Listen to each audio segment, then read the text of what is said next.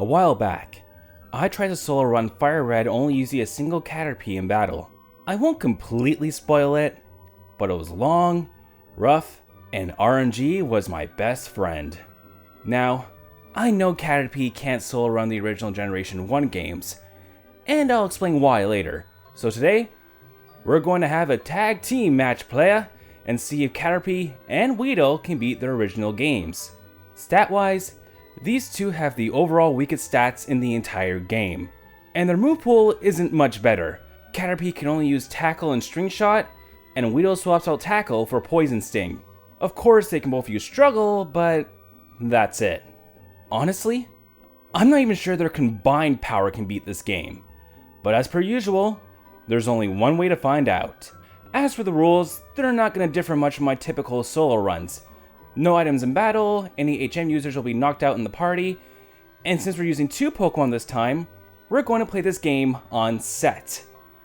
And of course, I'm going to use the Universal Pokemon Randomizer to change my starter from a Bulbasaur to a Caterpie.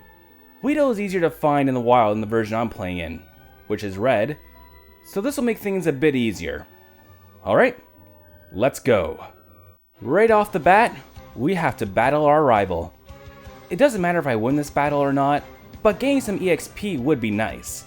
I was fully expecting to lose this battle, but thanks to some early Gen 1 AI stupidity, I was just able to edge out the win. With the win over my rival, I head out to Viridian Forest to catch our partner in crime, Weedle. With the family together, it's time for a long grinding session, which was a lot easier said than done. Our stats are so weak that even these low-level Pidgey and Rattata are giving me issues. Eventually, I get to a high enough level where I'm able to safely grind without issues. It still takes me several hours to get to a level where I feel comfortable enough that I can take Brock. I figure being double level of his ace should be fine. Here's how that went. First, I went into Viridian Forest to drain all of Caterpie's PP. Struggle has a higher damage output, despite the recoil damage, so I figured it'd be the better option. And at first, Caterpie was doing some decent damage, but with Brock's Geodude spamming Defense Curl, the damage was slowly withering down. Caterpie gets close, but it gets knocked out for some recoil and a tackle from Geodude. But its health is low enough where I figured Weedle could finish it off. Then I missed. Okay, the 1 in 256 glitch. No big deal. I'll try again, and I missed again. Wow. 1 in 256 2 times in a row. Then I missed a 3rd time. Okay, there's definitely something at play here. The next attack hits, and it's a crit. But despite the crit, it does next to nothing. And that's the story for the remainder of this battle. I don't know why, but I would miss 3 or 4 attacks in a row, despite Poison Sting having accuracy of 100, and all the hits I land are crits. I have no idea what's going on. Maybe a side effect from modifying my starter? Or maybe the game hates me. I have no idea. Anyways, I eventually go down. Even if all I land were crits, I doubt I would have had enough power to take out his Onix. A few levels later, I try again. This time, Caterpie is able to take out both Brock's Geodude and Onix, and we grab our first badge. After trying, and failing, to grind up on Mount Moon, I make it to Viridian and run into my rival. My level is high enough now where my Weedle can easily sweep his entire team. It helps that I got a lot of crits in this battle. Following that, we have Misty to take care of. Weedle takes out Staryu, but falls to Starmie after getting into about half health. Caterpie comes out, and Misty uses an X-Defend. I'm only able to take out Starmie thanks to a crit at the end there. And just like that, we've got Badge 2. Our next destination is the SSN, where I once again run into my rival. Weedle takes a few sand attacks, but he's eventually able to take out Pidgeotto and then Raticate. After many misses, of course. Weedle then gets my rival's Kadabra down to about half health before being taken out by Confusion. But Caterpie makes the save by taking out Kadabra and then Charmeleon, despite being burnt by the latter. Before I talk about the battle with Surge, I just want to remind you that I need a Pokemon in my party that knows Cut to get to this gym. So I caught an Oddish and knocked it out, so I can't use it in battle, and then use Cut on the bush that I can't walk around. With that obstacle out of the way, I can now battle Surge. Things are going well for Caterpie. making it to Surge's ace Raichu, but then it's taken out by a crit Thunderbolt. I'm down to Weedle, and instead of attacking, he pumps his Raichu full of drugs. I take it out before it can let off another Thunderbolt, and I obtain Badge 3. From here on, I'm just going to focus on the main battles for the most part. I don't want to spend the next 30 minutes talking about how tedious grinding sessions are, but I will say, getting through Rock Tunnel was hell. Up next is another exciting battle against my rival. Weedle takes out his Pidgeotto and Execute, thanks in help with some poison. Weedle also gets Gyarados down to the red before being taken out. Caterpie comes out and finishes off the rest of his team. Giovanni is my next challenge. I was expecting this to be rough given the trouble I had in Rock Tunnel, but Caterpie, to my surprise, sweeps Giovanni's entire team. I then run down to the gym and challenge Erica. I find it odd that Victory Bell and Fire Plume resist Poison Sting, but Tangela is weak to it. So should the first two Pokemon I mentioned be neutral against it? I don't know, it's Gen 1. But Weedle sweeps Erica's entire team in spite of my confusion. Now we head to Lavender Town to answer the question why Caterpie can't solo Red by itself. Well, it's because in Pokemon Tower, I have to fight some unavoidable Chandlers who have Ghastlies and Haunters. The only moves Caterpie can attack with is Tackle and Struggle, both normal type attacks. In later generations, Struggle will hit any type of Pokemon for neutral damage. But here in Generation 1, it's a poor man's takedown, hence why I have Weedle with me. Which in itself is a challenge. There are only 3 Ghost-type Pokemon Generation 1, and they're all part poison. Even at my current level, I'm looking at a 4 to 5 hit KO. There's only so much I can do with the weakest Pokemon in the game using the weakest poison-type attack in the game. I eventually make it to the top and rush over the Silph to grind off some Rocket Grunts. I wasn't planning on challenging my rival, but I figured I'd test my luck while I'm here. I send out Caterpie while my rival sends out Pidgeot. Thanks to a lucky crit, Caterpie takes it out. In fact, Caterpie takes out his next 3 Pokemon, only falling to Charizard, but Weedle comes out and finishes it off. I was scared for nothing. Next up, I challenge Sabrina. I lead with Caterpie, but quickly switch to Weedle after Kadabra disables my only attacking move. Weedle takes out Kadabra and Mr. Mime, but once Sabrina switches to Venomoth, I switch back to Caterpie. She then uses Poison Powder because she knew I was going to switch. I'll explain. The AI doesn't choose its move at the start of the turn like the player does. If the player moves first, the AI will then make its move afterwards. So it knew what I was going to do and reacted accordingly. That's some Millennium Eye level shit right there. But despite that, I keep in the now poisoned Caterpie and take it out. And I do the exact same thing with Sabrina's Alakazam. After she spends multiple turns in a row trying to set up a barrier she's already set up. The AI might be a cheater, but it's still not very bright. Once I beat Sabrina, I beeline to Fuchsia to challenge Koga. Caterpie takes out his 2 Coughings and Muck, but falls to Weezing after getting hit a couple of times with Sludge. I send out Weedle and Weezing just blows up. Pulled a I'm a head out and dipped. Weedle tanks the explosion, and I now have 6 badges. Now it's time for the hard part of the game. Lane. I had flashbacks over what happened in Fire Red, and I know I'm in for a rough ride. His Growlithe and Ponyta for the most part aren't that bad. It's their evolved forms that prove to be a massive issue. Rapidash knows Fire Spin. It doesn't hit that hard, unless it crits, but I can lose up to 5 turns being trapped in the Vortex. Then there's Arcanine. Fire Blast is an easy 2-hit KO, and we're dead to rights if it crits. I need some of his attacks to miss, and it should go without saying, I need as many crits as I can get. It takes a while, but with some luck and some poor AI decisions, I defeat Blaine and grab my 7th badge. That leaves only 1 badge left to grab, Giovanni's. The start of the battle isn't bad. Caterpie tackles his Rhyhorn, Dugtrio, and Nidoqueen to death, but while I was battling his Nidoking, I ran out of PP for tackle, so I had little choice but to waste turns using String Shot and wait for death, because stupid me forgot to drain its PP before the battle. Won't be making that mistake again. Weedle finishes off his Nidoking, and now we're down to his last Pokemon, Rhyhorn. Poison Sting barely puts a dent in it.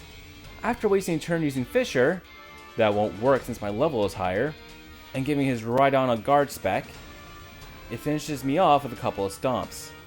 A couple tries later, Poison Sting is still dealing next to no damage, but Giovanni keeps trying to end me with Fissure, which again, won't work. It uses Stomp every now and again, but thanks to dumb AI yet again, I get my 8th badge with just a shred of HP remaining. With all 8 badges, I can now enter the Indigo Plateau. But first, my rival wants another go at me. This is where good AI really starts to kick in. And by good AI, I mean they will always use moves of a type that are weak to the Pokemon they're battling if available. Like Pidgeot using Wing Attack on Weedle here. This is a tough one, as 2 of his Pokemon can completely destroy me. And I barely put a dent in his Rhyhorn. Even with one of my Pokemon at the max level, if I don't get a few lucky breaks, my rival's just going to send me back to the Pokemon Center. It takes me many hours, but I eventually get the run I need to beat my rival and continue on my way. I trek through Victory Road with ease. I used it to grind my Caterpie to level 100, which was fairly easy thanks to my Caterpie being at level 99. Once through, I charge in and challenge Lorelei. I leave the Caterpie because the AI suffers from good AI syndrome. Like I said, good AI will only use moves of a type that are super effective against their Pokemon. Weedle, being part poison, means her Dewgong will use the only Psychic type move it knows, Rest. With the combination of Weedle's weak attack and Dewgong's bulk, I have no way of knocking out in 3 turns before it wakes up and rests off the damage. So Caterpie is the safe bet. I also drain both their PP from String Shot to make sure I use Struggle if I run out of attacking moves. Caterpie eventually takes out Dewgong. Cloyster isn't that bad either. If I get hit with Supersonic, I switch out, but other than that, it's just a slow burn to knock it out. For Slowbro, I send out Weedle. The only Psychic type move it knows is Amnesia. You know what that means. Weedle's part poison, so it'll only use that move. I easily knock it out. Jinx also goes down easy. Now it's just Lapras, who can hit hard, paralyzes me with Body Slam, and freezes me with Blizzard. I was able to find a good rhythm with Lorelei's first 4 Pokemon, but here, I need some of her attacks to miss, and I need to get some crits or poison her Lapras. It does take me a few attempts, but I do take it out and move on. Bruno, while not difficult, was tedious. He has 2 Onyxes who barely take any damage from my attacks. It doesn't help that Bruno also feeds some X defense. His fighting type Pokemon aren't that bad. Caterpie ran out of PP while fighting his Machamp, but I land a crit and take it and myself out thanks to the recoil damage. But since I still have Caterpie in the back, I still win. Agatha is up next, and here I have to lead with Weedle as she sends out her first Gengar. And right away, I'm in trouble. I thought she would suffer from the good AI problem as well, but for some reason, she's even using her Ghost type attacks, despite Weedle not being weak to them. But even if that was the case, I'd still be in trouble. Gengar's 2 Psychic type moves are Hypnosis and Dream Eater, and a good AI will not spam status moves if you're already asleep, paralyzed, or whatever. Even worse, Poison Sting does next to nothing to Gengar. And she still has another, even stronger Gengar in the back, plus a Haunter. If Weedle gets hit with Confuse Ray, I need to do a double switch. I can't get put to sleep or Dream Eater will do a ton of damage. Plus it heals the user, taking away all the damage that I accumulated. I can't even PP stall her because all my opponents have unlimited PP in this generation for some reason. Her Arbok and Golbat aren't an issue thankfully. Caterpie can 2-hit KO them with Struggle, but Caterpie is useless against her ghosts, and Weedle barely scratches them. If I was playing on the remakes, I could have used Struggle, but no such luck here. My only saving grace is that her strongest Gengar doesn't know Hypnosis, but will still use Dream Eater fairly often. Toxic is useless against Weedle, so I only have 2 moves to worry about, Confuse Ray and Nightshade. And between all 3 of her ghosts, I can only get hit with that move 5 times before I go down. Nightshade does a set amount of damage depending on your level. On some runs, I'll get extremely lucky and she barely uses it. Other times, she'll dish it out like Tic Tacs. It's a challenge getting it past her first Gengar. It's a miracle if I take out her Haunter and make it to her last Gengar. But I am completely at the mercy of RNG. If things don't play out a certain way, I'm not going to make it past her first Pokemon. I can't get put to sleep. I need Confuse Ray to miss, and if I do get confused, I either have to switch out, pray she doesn't use Nightshade, or cross my fingers and hope I don't hit myself.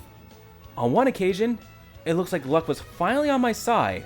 Unfortunately, I run out of PP for Poison Sting when I get her final Gengar close to the red.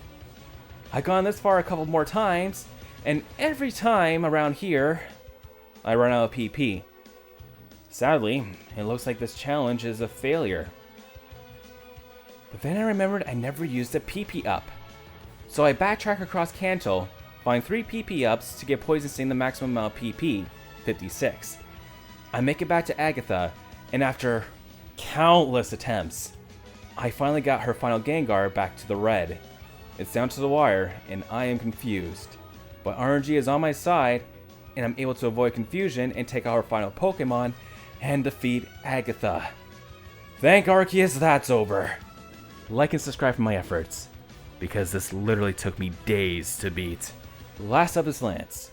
Here, there are a couple of things I can exploit, mainly on his dragons. For all 3 of them, I send out Weedle. I've talked about good AI a couple of times before, but Lance has it bad. His 2 Dragonairs know Agility, and his Dragonite knows Barrier. Both Barrier and Agility are Psychic-type moves, and since Weedle is weak to Psychic-type attacks, that's the only move Lance will use. But the battle isn't as cut and dry as that. I need some of his Hyper Beams from Gyarados and Aerodactyl to miss me. I also need some crits on those Pokemon, or at least poison them, which is likely to happen given how bulky these Pokemon are. This does take me a good handful of tries, but in comparison to Agatha, this was a cakewalk. But I think we all know what's next. I've got one final showdown against my rival, the champion. Time to kick him off his throne. He leads with Pidgeot, and after going back and forth, I lead with Weedle. And of course, we run into some issues. It knows 2 flying type attacks, Wing Attack and Sky Attack. If he uses Sky Attack at any point, it's a dead run. It does well over half damage, and if it crits, I'm going down. So I just gotta hope it spams Wing Attack. As for Alakazam, I need a crit. If it lives it, it'll either set up a barrier or use Recover. I switch in Caterpie here because it can one-shot Alakazam with a struggle if it crits. Out next is Rhydon, and there's not much I can do here in the way of damage. Struggle and Poison Sting will just bounce off it. My saving grace here is its choice of attacks. It knows Tail Whip, Fury Attack, Leer, and Horn Drill. Since my Pokemon are higher level and faster, Horn Drill will not work on me. So of the 4 moves it knows, only one of them can deal damage to me. So I just gotta hope it uses Leer or Tail Whip while Weedle spams Poison Sting and I pray for a poison. If my defense drops 2 stages, I do a double switch to bring Weedle's stats up back to normal. All the while hoping that while I switch in Caterpie, it doesn't use Fury Attack. I need all the health I can get for struggle. Even worse, my rival will pop a full restore once Rhydon gets down to the red. So I have to do this twice. It takes a long time, but eventually Poison works its magic and takes out Rhydon. I just need to make sure Weedle is out when Rhydon goes down, as my rival will send out Exeggutor next. Exeggutor will go down to 3 Poison Stings. The only thing I got to avoid is Hypnosis, which we'll always go for if I'm awake. If I can avoid that, then I'm moving on to Gyarados. Here, it's all RNG. I bring in Caterpie as it can tank attacks better than Weedle. But even at that, I need some of his attacks to miss, or at least hope that it goes for Hyper Beam so I can take advantage of the free turn. If he uses Leer, then that's even better. If I get lucky, I can take out Gyarados in 3 to 4 attacks. But I still have his last Pokemon, Charizard, to worry about. It knows Fire Spin and Fire Blast. By this point, even if things work out near perfectly for me, both my Pokemon will be down to about half their health. If Charizard uses Fire Blast at this point, I am not living it. I either need Fire Blast to miss, or pray that uses Fire Spin. Even if I get trapped for the max amount of turns, it will deal less damage than Fire Blast. Thankfully, both these moves aren't known for their accuracy, so hoping for misses isn't completely crazy. After a lot of close calls, I had a gut feeling that this could be done. On one attempt leading with Weedle, I managed to poison it. but still had 2/3 of his health left and took me out with Fire Spin. Caterpie had half of his health left on this run. I crossed every bone in my body that his attacks would miss me. Sadly, I get trapped with Fire Spin yet again. At this point, I'm praying I'm not trapped for a full 5 turns. But even when trapped in the vortex, poison was doing its job. I remained trapped for 4 turns, and I'm down to 33 HP. I use Struggle, hoping that'd be enough to take it out. Otherwise, my rival heal is Charizard. It does the job. I have a mini heart attack seeing what little HP I have drop. But 12 HP is more than enough to get the job done. And folks, I have just beaten Generation 1, only used a single Caterpie and Weedle in battle. Despite the fact that I had 2 Pokemon in my pocket, I can confidently say this is probably one of the most difficult challenges I've done to date. And probably the one where I've used the most strategy despite my limited move pool. That's not to say it was completely safe from RNG.